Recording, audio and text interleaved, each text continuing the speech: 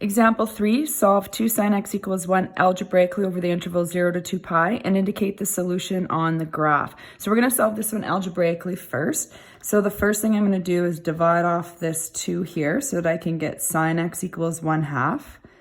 Then you would use your special triangle. So if you need to draw that again, we'll do that. So this is my pi by 3 down here. This is my pi by 6. So 1/2 is opposite of pi by 6. So my reference angle is pi by 6. Sine is positive in quadrants 1 and 2. So in quadrant 1, x is equal to pi by 6.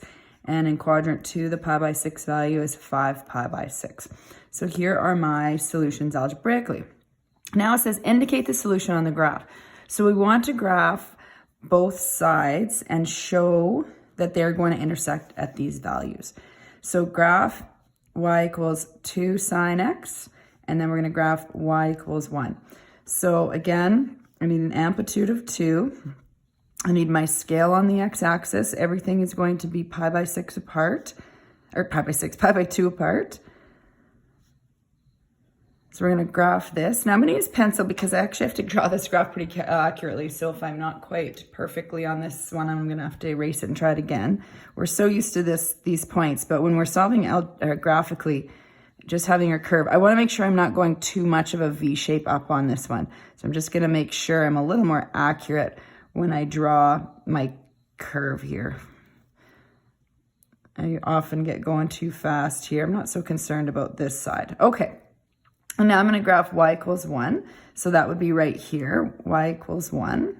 Draw a perfectly horizontal line. Here, I'm using endpoints because there's an interval given, so it's not arrowheads. I'll label this one since we have 2 graphs as well. So when we look at the solution, here's where it's going to intersect. So this is going to be at, this would have been x is equal to pi by 6. And if you can tell here, if we were to count that, that would be where pi by 6 would fall. This here would be where 5 pi by 6 would be on the x-axis.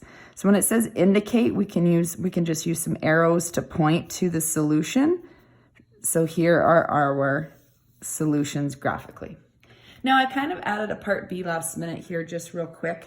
Is what would happen if we asked for the general solution. This is the answer between 0 and 2 pi. It's the only time. But of course, if this graph continued with arrowheads, it would continue to cross at the coterminal angles of pi by 6 and 5 pi by 6 infinitely, plus in the negative direction. So the general solution would just be as if you were solving an algebraically with general solution. You would still choose those 2 values and you'd say plus 2 pi n. So we would have x equals both of these angles plus 2 pi n, where n is the element of integers. So general solution can be asked graphically, and you would actually just add on that general solution piece to your solutions.